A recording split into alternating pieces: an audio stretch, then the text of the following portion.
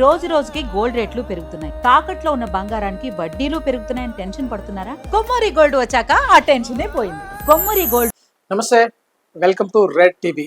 ప్రపంచవ్యాప్తంగా మళ్ళీ లాక్డౌన్ రాబోతుందా అని చెప్పేసి అనుమానం అయితే వస్తుంది. ముఖ్యంగా ప్రపంచాన్ని వణికిస్తున్న ఎబోలా కారణంగా వరల్డ్ హెల్త్ ఆర్గనైజేషన్ ఈ నిర్ణయాలు తీసుకునేందుకు అవకాశాలు కనిపిస్తున్నాయి. అందులో భాగంగానే ఇది ఏదైతే కాంగో, సుడాన్ వంటి దేశాల్లో ఎబోలా విస్తరిస్తున్న నేపథ్యంలోనే హెల్త్ ఎమర్జెన్సీని ప్రకటించినట్లుగా WHO చెప్పింది. దాంట్లో భాగంగా భారతదేశం నుండి ఏదైతే కాంగో కావచ్చు, సౌత్ ఆఫ్రికా వంటి ఆయా దేశాలకు, ఆఫ్రికా దేశాలకు వెళ్ళే వారిని పూర్తి స్థాయిలో వారి ప్రయాణాలను మరి వాయిదా వేసుకోవాలని చెప్పేసి ప్రభుత్వం ఇప్పటికే సూచించింది. దీంతో ఇప్పుడు భారత ప్రభుత్వం సైతము ఎబోలా నియంత్రణ కోసము కట్టుదిట్టమైన చర్యలు చేపట్టింది. ఒకవైపు అటు ఈ ఢిల్లీ, కలకత్తా, తమిళనాడు వంటి పెద్ద ఎయిర్పోర్ట్లు అయితే ఓడరేవుల ప్రాంతాలు కూడా ప్రత్యేకమైన ఏర్పాట్లు చేసి ఆయా దేశాల నుండి వస్తున్న ప్రయాణికులు కావచ్చు, వ్యాపారులు కావచ్చు, ప్రముఖులందరికీ కూడా వారికి స్క్రీనింగ్ చేసేందుకు ఏర్పాట్లు చేయడం జరిగింది.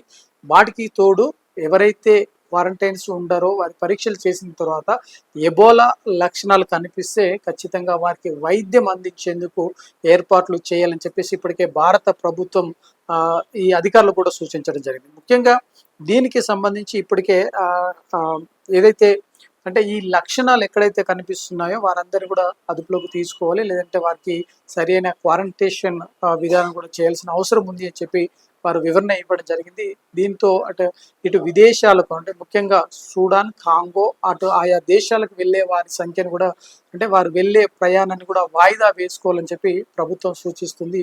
ఒకవైపు ఇక్కడ భారతదేశంలో నిర్వహించే ఇండో ఆఫ్రికాకు సంబంధించి సమావేశాన్ని కూడా రద్దు చేయడం జరిగింది.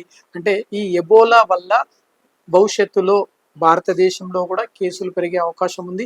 అటు ప్రపంచవ్యాప్తంగా ఇప్పటికే ఈ ఎబోలా ప్రబలుతున్న నేపథ్యంలో ఇటు భారత ప్రభుత్వం కావచ్చు, అటు ప్రపంచ ఆరోగ్య సంస్థ కూడా దృష్టి సాధించడం జరిగింది. ఈ ఎబోలా కనుక ఇంకా విస్తరిస్తే రాబోయే రోజుల్లో ఖచ్చితంగా ప్రపంచాన్ని ఏదైతే కరోనా వచ్చినప్పుడు లాక్డౌన్ చేసి ప్రపంచ దేశాన్ని లేదంటే ప్రజల మరణాలను మరణాన్ని కూడా చెక్ పెట్టేందుకు అప్పుడు నిర్ణయాలు తీసుకోవడం జరిగింది.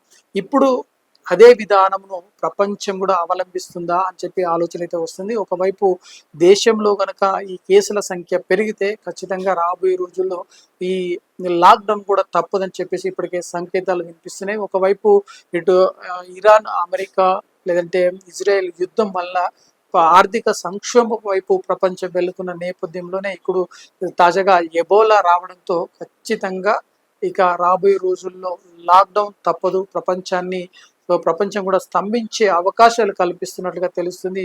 ఎబోలా కారణంగా మరి ప్రాణాలను పోకుండా ఉండేందుకు, కాపాడేందుకు ఈ లాక్డౌన్ ఒకటే ప్రధాన పరిష్కారం అని చెప్తున్నారు.